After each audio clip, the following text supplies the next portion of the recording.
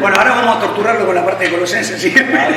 Que se ve que lo estuvieron leyendo, pues ya en la introducción del culto dije, no, acá anduvieron por Efesios, ¿no? Y algo de lo que dice Efesios, que lo compartió el pastor al principio, es ese misterio. Cuando la Biblia utiliza la palabra misterio en el Nuevo Testamento, no es una película de misterio, sino que es un misterio que es revelado. No había estado claro desde el principio, no le fue revelado a los profetas del Antiguo Testamento, pero sí a nosotros por los apóstoles. Y ese misterio, parte de ese misterio, hay dos misterios fundamentales en el libro de Efesios que son revelados a nosotros. Uno es que el Evangelio no era solamente para los judíos, sino para los gentiles también. Ese es un misterio. Y el segundo misterio es el que habló el pastor al principio de la reunión. El gran misterio de Cristo en nosotros. La esperanza de la gloria. Cristo en nosotros, la esperanza de la gloria. Amén. Vamos a empezar entonces un recorrido. Yo pedí un par de versículos, puede ser que le haya mandado una lista. Me mira como diciendo yo. Vamos a guardar el porque la gente se asusta. Sí. Bueno, pero a ver si nos quedamos. Vos te pasó una lista. Yo no sé. No, el otro día. Hace como 4 meses. Colosenses capítulo 1:1. Ahora viene a dar orden el tipo. Encima que se olvidó de pasarle lo divertido. Colosenses 1:1, Reina Valera del 34. La Biblia del oso. La Biblia del oso. Del oso hormiguero, sí. Sandra, hablando de mientras estiramos hasta que él lo encuentre, ¿no? Mi vida es estirada. La prédica no es nada, es estirada. Hablando de la Biblia del oso, ¿saben por qué se llama la Biblia del oso, no? Bueno, no es del oso hormiguero. Había un circo. Había un circo que la promocionaba. Esa es nuestra querida Reina Valera. Nosotros decimos cariñosamente Reina Valeria, pero no es así. Es otra reina. Hablando de reina.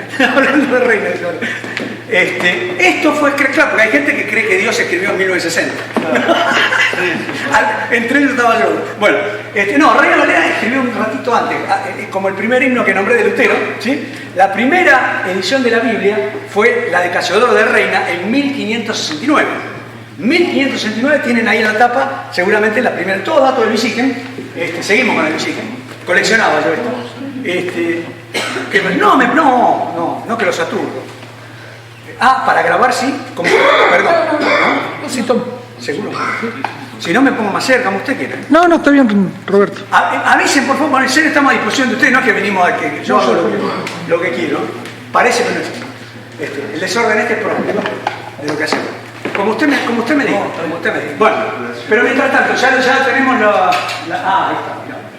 Bueno, le decía, Reina Valera, Casiodoro de Reino, en realidad, trabajó solo al principio, porque lo que hace Cipriano de Valera en 1602 es la primera revisión del trabajo que ya había hecho Casiodoro de Reina, ¿sí? Se llama la Biblia del oso porque en ese momento la iglesia era perseguida y no se permitía tener Biblias. Entonces, para disimular, en la primera edición salió con un oso comiendo miel en la tapa, que era símbolo del alimento espiritual, y los cristianos sabían que ahí estaba la Biblia, pero no podía decir Santa Biblia como ahora, arbitrariamente. Por eso viene la Biblia del oso, que es la original Reina Valera de 1569. ¿Hay una versión del 573? Sí, hay anterior pero la verdadera, de ahí para adelante, el que la revisa es Cipriano de Valera en 1602. Y a partir de entonces vienen nuestras versiones de Reina Valera, ¿no? La última, incluso yo viví, porque a muchos les va a pasar esto. Algunos versículos por ahí los vamos a compartir, si alguno la tiene en nueva versión internacional o algo así, porque ahora les voy a explicar si realmente entendemos todo bien cuando hablamos de la Reina Valera del 60 y todo. No le voy a preguntar al pastor, que el pastor lo sabe, pero digo, en general leemos cosas en la Reina Valera y decimos, sí, seguro que lo entendemos. ¿Y entendemos lo que No. Necesitamos un lenguaje más actual, ¿no? Por ejemplo, la nueva versión internacional. Pero yo le decía que cuando yo nací, hace un par de años, 1963, antes de la prehistoria, había escritura, había Biblia todavía, 1963, yo viví en una familia cristiana y mis abuelos ya rechazaban la 1960. Yo nací en 1963. Para ellos era la novedad. Y ellos decían, no, la verdadera Biblia es la de 1909. Qué increíble, ¿no? Y después nos termina pasando a nosotros enamoradísimos la del 60 y resulta que, como yo digo a algunos, hablamos como la de 1960. Porque si usted busca, por ejemplo, le cuento, después lo busca, ¿no? Pero en 1 Corintios, no te quiero volver loca por eso. En 1 Corintios, En 1 Corintios, bueno, gracias. En 1 Corintios 6:1 arranca el apóstol y dice, ¿osa alguno? Y usted habla así en la calle y le pregunta a la gente, ¿osa alguno? Dirá que se escapó el zoológico, ¿qué osa? Por supuesto, osa viene de osadía, pero no usamos en ese sentido la palabra osa. En cambio, por ejemplo, la nueva versión internacional que dice, ¿se atreve alguno? Bueno, está más cerca de nuestro castellano actual, ¿no? Digo para no necesitar traductores. Hablando de Reina Valera, si leyeron Colosenses, vamos a empezar con Colosenses 1:1 que debe estar ahí, ¿no? Sí, está ahí.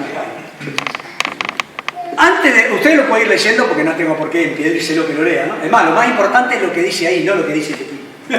Lo que dice ahí es lo importante, ¿no? Pero, por ejemplo, ¿quién era Timoteo? ¿Alguno se acuerda quién era Timoteo? Discípulo de Discípulo de Pablo, directo. Discípulo directo de Pablo. Ya era pastor. No es un dato de Villique, ya era pastor. ¿Por qué? Pastoreaba la zona de Efesios y de Creta. Llegó a ser obispo de toda esa zona, Timoteo. Pero además, Pablo escribe cartas pastorales, ¿sabían, no? Hay cartas que se llaman pastorales. ¿Y a quiénes se las escribe? A Timoteo, a Tito y a Filemón. Esas son las cartas pastorales. Quiere decir que Timoteo era pastor. ¿Sí o no? ¿Pablo qué era? apóstol. Lo dice ahí, ¿eh? ¿Pablo qué era? ¿Cómo creen que le hubiera convenido? Empezamos a hacer el diario del lunes, no lo tenemos. ¿Cómo creen que le hubiera convenido presentar a Timoteo si iba a ser su sucesor? Y ya era pastor. Para que lo respeten más. Como apóstol. Si iba a ser su sucesor, él era apóstol, como diciendo, les dejo un apóstol servido. Y miren con qué humildad lo presenta. Se ve que el título de apóstol no se le podía poner así nomás porque ahí se le ocurriera, ¿no? Dice, Pablo, apóstol de Jesucristo por la voluntad de Dios, y el hermano Timoteo ni siquiera lo nombra pastor. Qué ejemplo este, ¿no? ¿Por qué pasaba esto? ¿Se podrá saltar a la pantalla Apocalipsis 2:2? Porque esto parece tan actual, pero ya pasaba en la época de Juan, en el primer siglo de la iglesia. Miren lo que pasaba ahí, Apocalipsis 2:2. Dice, yo conozco tus obras y tu arduo trabajo y paciencia, que no puedes soportar al mal, y has probado a los que se dicen, pero no lo son, sino que los has hallado mentirosos. ¿Ven que ya había apóstoles falsos? Entonces, frente a esto, que también le pasaba a Pablo en su época, pero en otro lado, ¿qué está diciendo? Bueno, después de todo, Éfeso es Asia Menor, así que las cartas que escribe Juan son Asia Menor, y Éfeso estaba allí. Éfeso es la capital, ¿no? Y Colosas está en la zona. Colosas más o menos de Éfeso es como ir de acá a General Pico, unos 140 kilómetros, por ahí, ¿sí? Pero miren, ahí nomás lo que decíamos en Colosenses 1:1, cómo con la humildad que lo presenta, no necesitan nombrarlo apóstol ni forzarlo a un título que él no le corresponde repartirlo como si fuera un helado, ¿no? Bien. Ahora, ¿con qué herejía se encuentra Pablo en ese momento? Estaban los judaizantes. Cuidado, los judaizantes no son judíos, ¿eh? Los judaizantes no son judíos, son igual que hoy. Son de Centroamérica, cordobeses. Se disfrazan, se ponen la barba, en serio, se judaizan, intentan judaizar la iglesia. Usted dirá, ¿de qué está hablando? Vayan y visiten por otro lado y después me cuentan. Que el sofá, que la kipá, que el candelabro, no es que lo soñé yo, por eso. Ustedes tienen suerte, estar acá, hay muchos lugares donde muchos quieren judaizar la iglesia. Y son falsos judíos también. Usted dirá, no, falso apóstol está bien porque te pones el título y listo, pero hacerte un falso judío, eso sí está loco. No. Apocalipsis 2:9. También había falsos judíos. Igual que hoy. Apocalipsis 2:9. Yo conozco tus obras y tu tribulación y tu pobreza, pero tú eres rico. Y la blasfemia de los que ¿qué? Son sinagogas de Satanás. Ven que había gente que no solamente se disfrazaban de apóstoles, se disfrazaban de judíos. ¿Cómo vas a mentir en la nacionalidad? Es lo mismo que yo te diga, yo soy judío. Roberto Chorchari, después se era judío, ¿no? Sí. Bueno, así eran, ¿no? Pero querían judaizar la iglesia. ¿Y cómo la querían judaizar? Obligándoles a comer como comían los judíos. Vieron que se llama la comida kosher, ¿no? El ritual que ellos hacen para matar animales, las bebidas que ellos hacían, los días de fiesta, la fiesta del tabernáculo, la fiesta de la Pascua, todas fiestas judías obligatorias en la iglesia. Danza hebrea. Qué loco lo de la danza hebrea, porque, a ver, yo estoy muy equivocado. Si usted ve la danza de la mayoría de las iglesias, no son hebreas, son árabes. Se llaman hebreos, son árabes. ¿Por qué? Porque si usted ha visto películas, los árabes, los judíos bailan en círculos Hombres con hombres y mujeres con mujeres. ¿Vieron? Se abrazan todos en círculo y empiezan a rotar. Eso es una danza judía. La danza árabe es... No, no lo hagan, no lo hagan. Bueno, vos cantaste como soprano, yo tengo el derecho a dar un paso de baile, ¿puedo dar? Por favor, se lo pido que no sé. Se la devolví, viste como cantó como soprano, yo puedo bailar danza. Pero quiero decir, le llaman danza judía o hebrea y no lo es. Me hace acordar a esto, ¿no? Se dicen, pero no lo son. Se dicen, pero no lo son. ¿Y qué les querían obligar también? A guardar el día de reposo. Porque, ¿qué acusación le hacían a Pablo y a la iglesia de los primeros cristianos? Cambiar el sábado por el domingo. ¿Y saben que hay cristianos que están medio confundidos con eso? Creen esa acusación, ¿no? De que nosotros guardamos el domingo como día de reposo, ¿no? Igual yo le pregunto al pastor por la duda porque él me va a corregir. Él es la autoridad de acá, así que él siempre corrige. Ustedes háganle caso al pastor y no a este tipo, ¿no? Pero lo que me han enseñado a mí es que el día de reposo no es el domingo, es el día de celebración. La iglesia celebra el domingo porque es el día que resucitó el Señor. Pero no es que cambió el día de reposo del sábado al domingo, ¿sí? Igual mantenemos el espíritu de esa ley porque ¿qué está bueno de eso? ¿Qué descubrió Dios? Que es bueno descansar aunque sea un día a la semana. Si lo sabrá el pastor, si lo sabré yo, que a veces pasa de largo esa cara de cómplice, ¿no? Como diciendo, ojalá pudiéramos tener día de reposo. ¿No? Pero está bien, el espíritu de eso está bien, ¿no? Ahora, puede ser el martes, puede ser el jueves, el día que le tocó Franco, ese es el día de reposo, porque reposa. Pero resulta que, ¿con qué se defiende Pablo de todas estas herejías? Y este es un versículo ideal para aprenderlo bien, que es el 2.16, Colosenses 2.16. ¿Qué dice Colosenses 2.16? Ahora lo van a ver.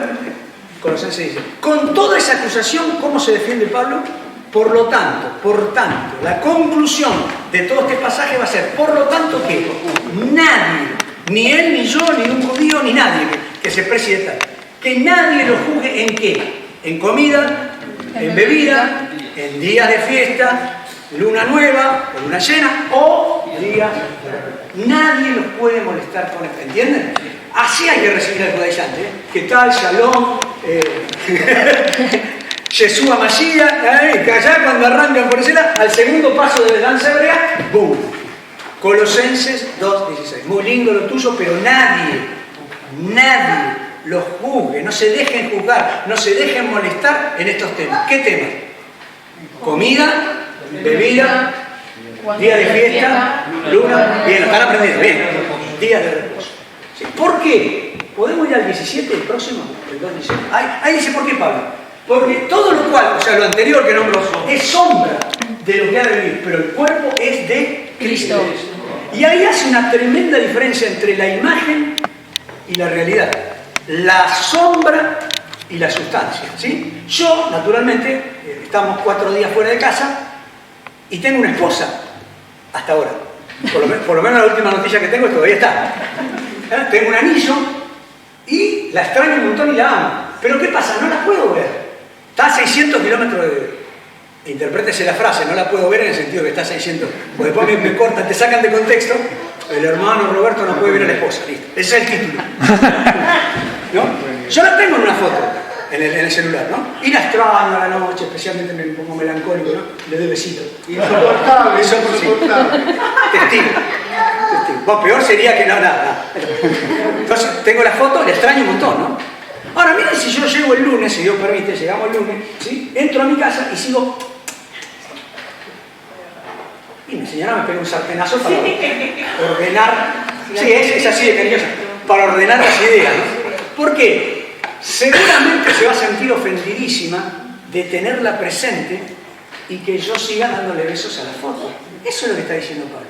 O sea, si Cristo está en ustedes, si Cristo en nosotros es la esperanza de gloria, si Cristo vive dentro nuestro, ¿qué hago discutiendo si es el sábado, si es el domingo? Si el día de reposo no es un día, nuestro reposo es Cristo. Vengan a mí los que están trabajados y cargados, que yo los haré descansar, no un día. Es lo mismo el martes, total, podés descansar el martes y el miércoles, que si no tenés a Cristo en tu corazón, jamás vas a descansar de verdad, porque el mundo no te deja descansar. Pero mi paso dejo, mi paso doy, no como el mundo la da, yo la doy. Así que el verdadero reposo que necesitamos es Cristo y no un día. ¿Se entendió este concepto de Pablo, no? Ahora saltamos el 3.16, vamos rápido. Yo sé que lo leyeron, ¿eh? Yo sé que... Y hablando de todo un poco, mientras buscamos el 3.16, ¿cuánto le llevó leer Colosenses completa, por ejemplo? ¿Tomaron el tiempo? Sí, no, mucho les llevó, ¿no? 2 días completos de lectura. ¿Cuánto llevamos? 20 minutos. Depende a qué lectura, a qué velocidad la leamos. Sí. Más o menos, ¿cuánto les 20. 20 minutos. 15, 30. Tenemos la suerte de que ya usted pone en Google Biblia hablada, Colosenses, y hay alguien que la lee por nosotros. Tengan cuidado que no se vaya al cielo él y usted no. De tan vago que son. Otro lee la Biblia por nosotros, ¿no? 15 minutos. 15 minutos. Ahora la pregunta es, ¿cuánto hace que no nos dedicamos a leer una carta completa de Pablo? ¿Qué es la pregunta? Por ejemplo, Colosenses, que lleva 15 minutos. Y a veces estamos presos, no digo ustedes, pero a veces estamos presos de un orden de culto como si fuera una prepisa. Vieron que la prepisa, en el horno de pizzería, vos le metés cualquier cosa y te sale una pizza.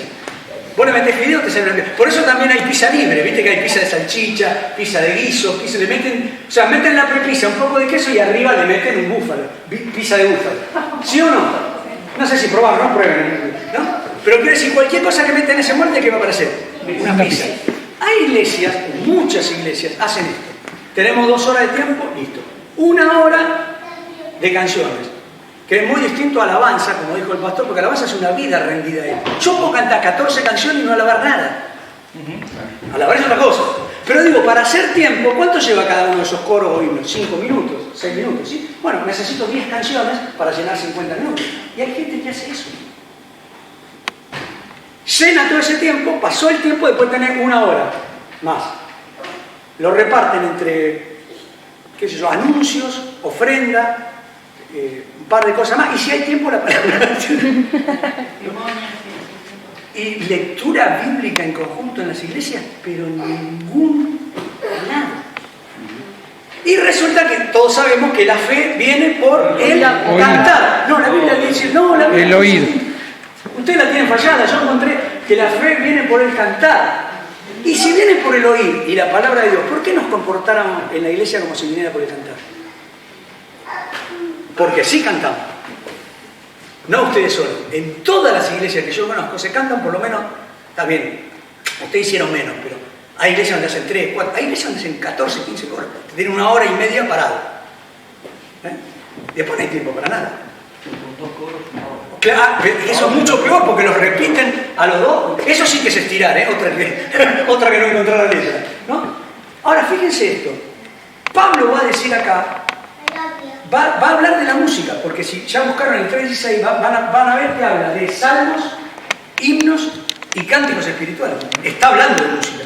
Definitivamente está hablando de música, Pablo. Pero en un versículo que nos llama la atención, ¿no? Entonces yo quiero decir esto con respecto al orden de culto. Si en vez de llenar 1 hora, le sacamos 3 coros, o sea, si en vez de cantar 10 coros, cantamos 7, creo que nadie se va a desmayar. Y tenemos los 15 minutos para leer, por ejemplo, Colosenses completos todos juntos. Entonces, en definitiva, no es una cuestión de gustos. ¿Qué nos está pasando? Creo que las iglesias están llenas de música, pero muy vacías de fe. Porque si la fe viene por el oír de la palabra de Dios, y hace rato que no lo oímos, ¿qué nos falta? Fe. Pero nos sobra canción. Ahora hay una solución, que es la que Pablo ofrece arriba. Está hablando de música, pero dice, la palabra de Cristo more en abundancia en vuestros corazones. Y arranca con eso. ¿Qué también me está queriendo decir, creo? Ustedes tienen la ventaja de tener un pastor que elige letras bíblicas para cantar en los coros. Y entonces ahí cumple la función que descubrió Lutero. Si encima es letra bíblica y se graba y la seguís cantando en la semana, gloria a Dios, 2 goles en 1. Metiste doble. El tuyo vale doble. ¿Por qué vale doble? Porque al meter la música entre medio se nos graba más profundamente. Pero hay iglesias que no revisan qué canciones cantan. Y lo que Dios garantiza es la palabra de Él, no la palabra mía ni un testimonio, no, la palabra de Él. Es más, el hermano va a pasar, Dios quiera que esté 55 años más, 100 años más. Roberto va a pasar, no, él no tiene tanta ganas. Roberto va a pasar, Luis va a pasar, hasta los chiquitos van a pasar. El edificio va a pasar. La tierra va a pasar, el cielo va a pasar. Cielo y tierra pasarán en algún momento, pero mi palabra No pasa nada. Entonces, agarrémonos de una ancla mucho más segura que toda la demás estructura, la palabra de Él. Porque cielo y tierra pasarán, pero mi palabra no pasará. Por eso, ¿qué dice el apóstol? La palabra de Cristo more en vuestros corazones. Y a partir de ahí cantás eso. Inmerso de la palabra de Dios. Lleno de la palabra de Dios. Si ustedes visitaran lugares, hay gente que canta testimonio. Se le ocurre a uno una cancioncita, pegó y chau. El jueves me rompí la rodilla y Dios me restauró. El jueves me rompí la rodilla. Ya está, gustó la gente. Metele al rap, dale, ¿no? Un par de vuelta carnero en el escenario y todo el mundo copado cantando el jueves me rompí la rodilla. Yo solo me rompí la rodilla. O toda la iglesia, o tuvimos un accidente todos juntos. ¿Y por qué cantás algo que no te pasó? Por estas pavadas. O sea, llenamos de testimonio y no de la palabra de Dios. El enemigo nos distrae. Ahora, fíjense, piensen en esto, porque hay algo que me hace ruido ahí. ¿Por qué no dijo salmos espirituales, himnos espirituales y cánticos espirituales? Solamente le puso a los cánticos espirituales. ¿Por qué creen que a los salmos y a los himnos no le agregó espirituales?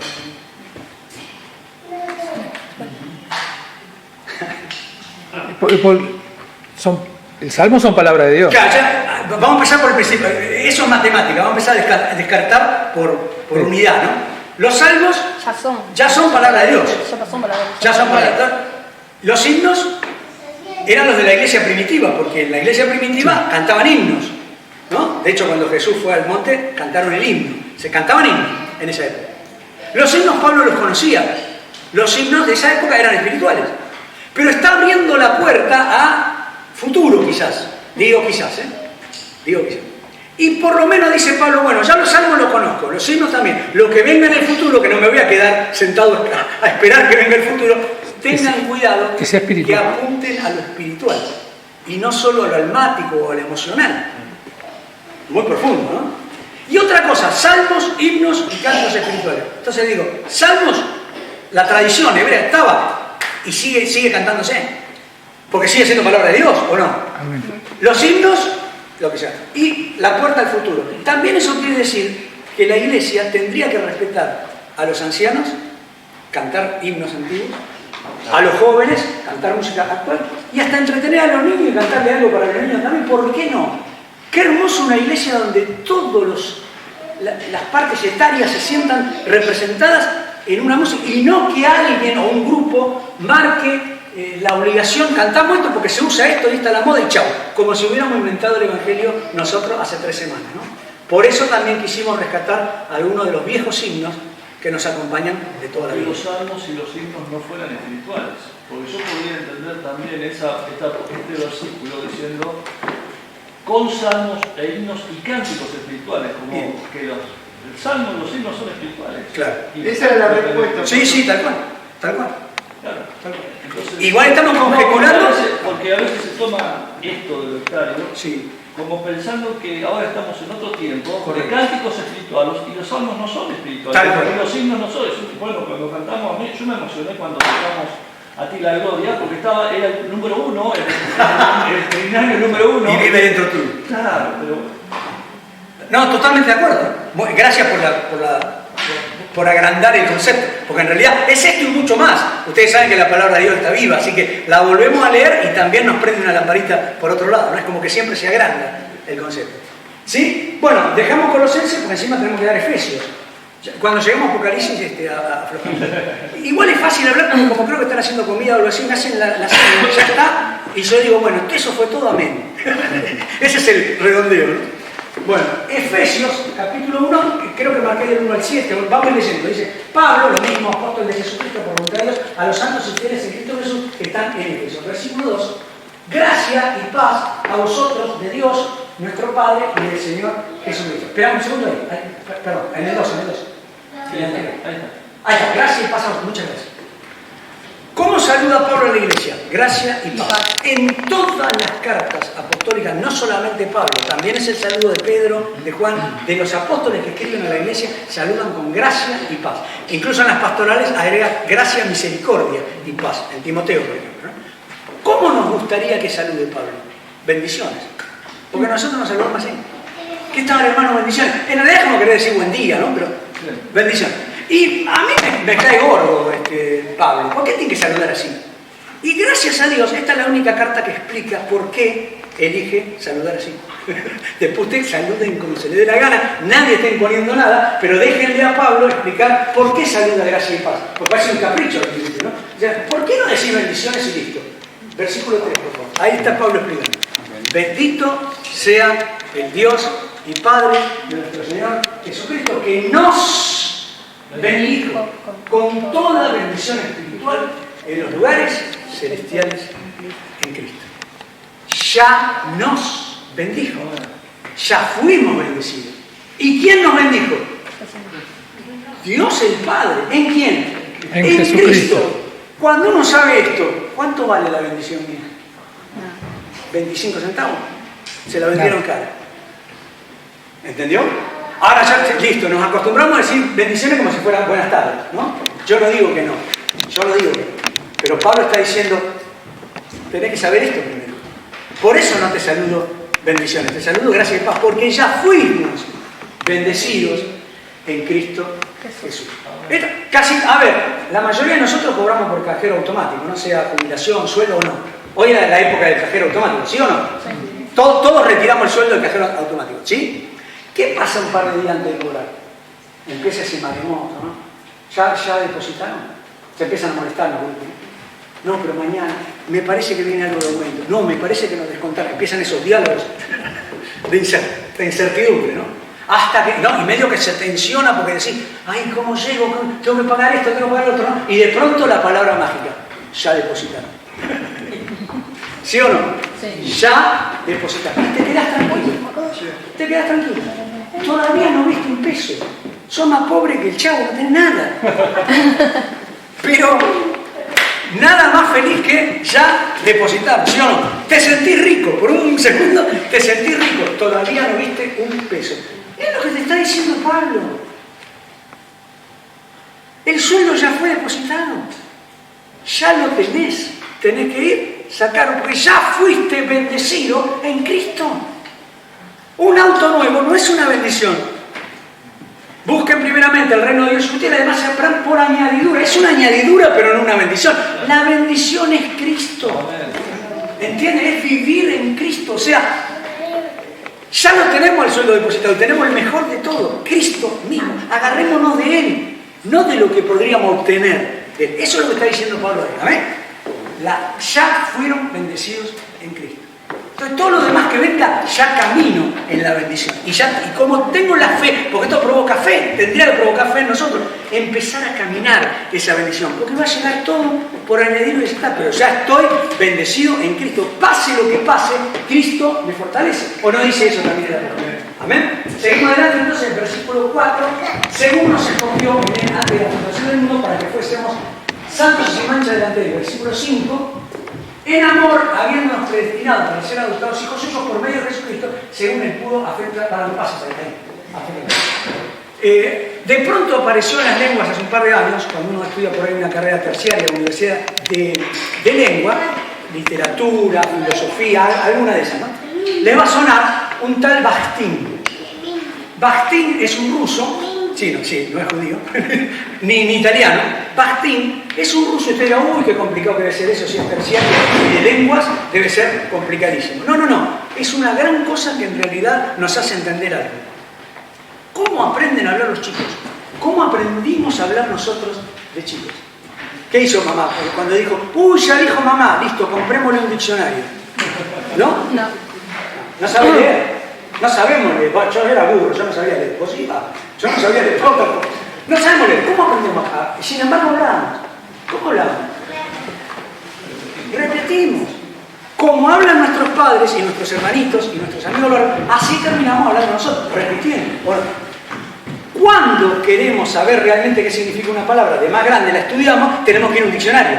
Y ahí sí decimos, claro, era esto. Si tuvimos la suerte de que nuestros padres la usen bien a las palabras, en general las usamos bien. Pero si tuvimos la desgracia que nuestros padres usaban mal alguna palabra, la terminamos copiando mal. También nos pasa en lo espiritual. también cuando nacemos en Cristo, repetimos lo que nos dicen los pastores, los maestros, la congregación, nosotros nos criamos. Cuando por ahí estudiamos un poco más, decimos, esta palabra creía que significaba otra cosa, pero ahora voy a la Biblia, voy al diccionario bíblico y me encuentro que significa otra. ¿Sí? Hay palabras que tienen un peso extraordinario, muy pesado. Ahí tenemos una. ¿Sí? La palabra araña es una palabra pesada, porque uno va al diccionario, la araña es un insecto de 8 patas, a veces venenoso, a veces no. Bueno, hasta ahí dice el diccionario. Pero si resulta que el jueves te picó una araña a vos, vas a tener otra. Yo te nombro araña y vos tenés una experiencia que yo no, como en el caso de la rodilla rota que vos lo tenés. Entonces, cuando yo digo araña desde acá, tengo que pensar que no todo el mundo recibe con el mismo peso. Hay una palabra, vamos a ver 2 palabras hoy. Una es predestinación, que fuimos predestinados, ¿no? ¿Qué nos suena solamente la palabra predestinado? Sí, predestinado, guarda, porque hay gente predestinada para ir al cielo y gente predestinada para el infierno. Pablo no dice eso, pero el peso cultural sí. ¿Sí?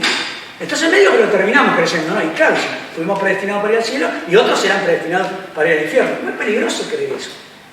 Porque yo podría decirle a Dios el día del juicio, no, un momentito, si yo estoy acá y voy al infierno es porque estaba predestinado para ir al infierno. Por lo tanto, haga lo que haga, no podía salir de eso porque es eterno. Entonces no me puedes condenar porque no sería justo. Y Dios va a decir, mira este chico, qué inteligente que es. Se ve que leyó Calvino. No. Y estudió encima conoce los argumentos. Entonces va a decir, ¿qué hago? Vas y lo mando al infierno por tarado. Por creer lo que yo nunca dije, por creerle a Calvino, a Lutero, al que queda Zwinglio. Genial es todo. Pero Dios escribió la palabra. Esto es lo que no falla, no Calvino ni Lutero. Yo fallo, ustedes también, Calvino también, todos fallamos. Esto es lo que no falla. Entonces a veces le hacemos decir a Pablo lo que Pablo no dijo. Porque vamos a ver en qué contexto habla de predestinación Pablo. Primero, ahí vamos al diccionario, ¿no? ¿Qué es la palabra predestino? ¿Qué quiere decir preadolescente? Antes de la adolescencia, ¿o no? Preadolescente. ¿Sí? Prepisa. Prepisa antes de la pisa. ¿Sí? Predestinado es antes de nuestro destino. Eso quiere decir la palabra. Antes de nuestro... Quiere decir que antes que yo naciera, antes que el pastor naciera, antes que ustedes nacieran, Dios preparó un camino. ¿Y en qué contexto está hablando? Ese camino es Cristo. Porque ya fuimos bendecidos en Cristo. Y Cristo me dijo, yo soy el camino, la verdad y la vida. Entonces es un camino. Ese camino está hecho. ¿Se entiende? Y Dios preparó ese camino para que nosotros anduviéramos en él. Bendecidos en Cristo. No dice que preparó un camino al infierno. ¿Entienden la diferencia? Ese es el concepto de Pablo. O sea que solo hay un camino. Estoy en el camino o estoy fuera del camino, pero no preparó 2 caminos. No hay 2 predestinaciones. ¿Se entiende? Entonces Pablo, ¿qué está diciendo? Hay un solo camino, ese camino es Cristo y debemos andar en él. Ahí le quito peso a la palabra porque está como lo está diciendo el apóstol, no como imaginamos nosotros esta palabra tan pesada, ¿no? Nosotros la cargamos de cosas, pero no es lo que está diciendo Pablo ahí. Hay un solo camino y ese camino es Cristo y ya fuimos bendecidos en él. Digo para no perder el hilo de lo que veníamos diciendo, ¿no? En el próximo, creo que dentro de 2 versículos nos vamos a encontrar con otra palabra muy pesada. Para la alabanza de su gloria, de su gracia con la cual nos hizo aceptos en el amor. El próximo, por favor, el 7. Dice ahí, en quien tenemos redención por su sangre, el perdón de pecado. Bien, ahí tenemos otra palabra pesada. Sangre es otra palabra pesada. Hasta en la escondida, ¿no? Sangre. En la escondida se usaba en la bolita. Vos tendrés que ahorrar. ¿Cuándo se gritaba sangre? En la escondida, ¿eh? Generalmente cuando te peleabas en los partidos de fútbol. Muy sangrienta. No, Han muerto muchos en esa sangre quería decir como pedir gancho, ¿no? Como pido gancho. Bueno, es más moderno. Nosotros pedíamos sangre. Pero era simbólico. Ahí está el chiste. Ella se asusta y yo no, porque la palabra sangre para nosotros significaba pausa. ¿Ves que cada uno... Entonces, ojo que escuchamos.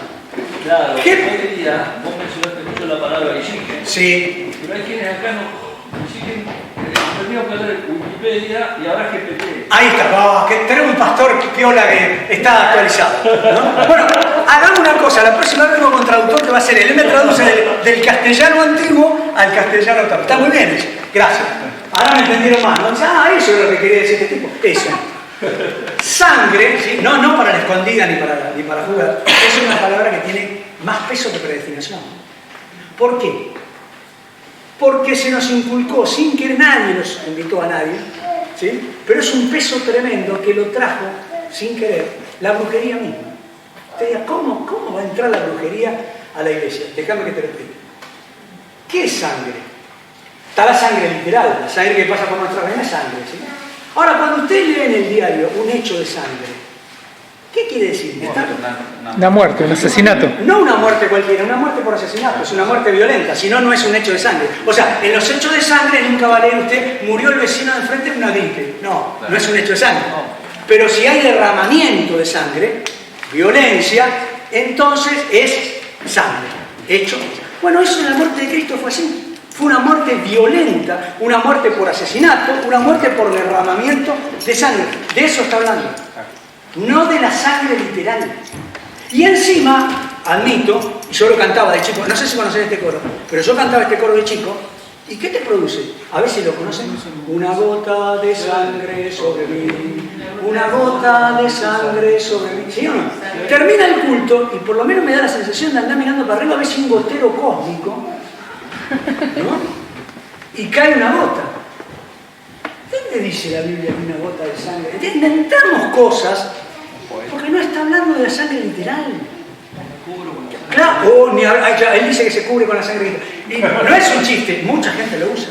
E incluso como amuleto lo usan. En vez de usar el crucifijo o el ajo, como en Drácula, ¿no? Yo vivo como la mona, sí, mi familia un desastre, matan gente y todo, pero nos cubrimos con la sangre de Cristo. ¿Sí o no? O sea, viví como se te da la gana, pero me cubro con la sangre de Cristo. ¿Funcionará así como amuleto? No. ¿Estará hablando de esa sangre? No, está hablando del sacrificio de Cristo, de la muerte cruenta que sufrió Cristo por nosotros, no de una gota de cubrirse con la sangre. ¿Dónde dice la Biblia que te cubras con la sangre de Cristo? Historias, inventos que hacen pesada una palabra que Pablo no la está usando así, la está usando como la verdad. Y para concluir en este campo, la sangre de Cristo no tiene poder. Esto nos han dicho los evangelistas en el siglo XX, lo ha repetido todo el mundo. Vas a la Biblia y te encontrás con que no hay un solo versículo que diga que la sangre de Cristo tiene poder. Porque no es la sangre, es el sacrificio de Él. O sea, la sangre fuera de Cristo no tiene ningún sentido, no existe por sí misma. ¿Entienden lo que quiero decir? Cuando digo la sangre de Cristo me remito a la muerte sacrificial de Cristo. No hay una sangre dando vueltas, ni mucho menos con un gotero cayendo una gota. ¿Se entiende? Se mistifica la palabra y termina siendo una locura que no está en la Biblia y no se debe usar de esa forma. No se debe usar como amuleto, se debe usar, sí. Yo lo tomaba como una protección. Cristo te protege. Cristo está en vos. No la sangre. Claro, no la sangre. Es más, me compré una moto, la cubrí con la sangre de Cristo. No, te vas a rebalar. ¿Por qué quieres cubrirla con sangre? Te pegás un borrazo. Lo peor que puede hacer una moto es cubrirla con sangre. No la cubras con nada. Mucho más grande que esto. Pablo te está presentando lo más grande, no más chico. Estás cubierta con la presencia del Espíritu Santo dentro de tu Cristo vive en vos. Amén. Cristo en nosotros, la esperanza de la gloria. ¿Para qué la sangre? No seamos sanguinarios. No, Cristo no quiere que juguemos a la sangre, ¿no? Quiere que lo tengamos a Él. ¿Amén? Amén. Bueno, iba a dar un poco del 2, del 3, del 4, un versículo solamente, pero voy a pasar solamente por el 2, porque después lo voy a dejar a mi hermano Luis que termine con la armadura de Cristo, ¿sí? Que es seguramente el fragmento más célebre de Efesios, ¿no? La armadura de Cristo. Ahora vamos al 4.11 y después volvemos a ver. Este es el versículo del 4.11 que nos dice, para defender la idea de que aún hay apóstoles y profetas en la iglesia de Dios, ¿no? Entonces, porque uno lee el versículo y parece que sí. ¿Qué dice?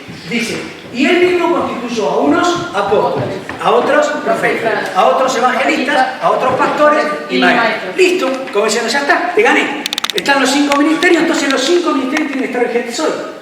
No dice eso, no dice eso. Pero resulta que hay un contexto de esta carta, ustedes lo vinieron leyendo antes. Si en vez de arrancar por el 4.11 nos mudamos al 2.20, vamos a ver que ahí sí nombra a 2 primero y no nombra a los otros 3. O sea que primero trabajaron 2 y no nombra a los otros 3 ministerios. Fíjense. Claro. Quiero hacer hincapié en esto. En Efesios hay varias figuras de la iglesia. En el capítulo 1 tenemos la figura de la iglesia como cuerpo y Cristo la cabeza del cuerpo. ¿Sí o no? En el 2 tenemos la iglesia como edificio. edificio de Dios, somos edificados en Cristo. ¿Y Cristo quién es? La principal piedra del ángulo. Van siguiendo las metáforas, ¿no? Sí. Bueno, en ese edificio, si somos un edificio, ¿cuántas veces se ponen los cimientos, los fundamentos en un edificio? ¿Usted cambia los cimientos toda la semana para sacudirlo? ¿Se puede cambiar qué? Las paredes, pero los cimientos no. ¿Cuántas veces le ponen los cimientos? Una vez sola. Entonces, si hay gente que pone los cimientos, ¿cuántas veces la voy a tener que llamar para que ponga los cimientos? Una sola Una vez. sola vez. Todo lo demás es sobre edificación. ¿Qué dice ese verso? Me parece que está clarísimo. Edificados como iglesia sobre el fundamento de los apóstoles y profetas. ¿Están ahí los evangelistas? No. ¿Están ahí los pastores? Never. ¿Están ahí los diáconos, lo que usted quiera poner? ¿Los pastores, los maestros? ¿Están? No. Porque los fundamentos fueron puestos solamente por apóstoles y profetas. Pero ya están. Entonces, ¿para qué Dios necesitaría un apóstol hoy? ¿Entienden, no? Bueno, para lo mismo. Usted piensa lo mismo. No voy a agregarle nada. Esa es la idea. Ah, perdón. Y los apóstoles y profetas no son la principal piedra del ángulo. Pusieron los cimientos. Hay una sola piedra principal. Y es nuestro Cristo. Amén. Él sigue siendo la principal piedra del edificio que es la iglesia. La iglesia es de Él, no es ni siquiera de los apóstoles y profetas. Pero usó apóstoles y profetas para poner ¿qué? El fundamento, el cimiento, dice el original. Listo, ya no se pone nunca.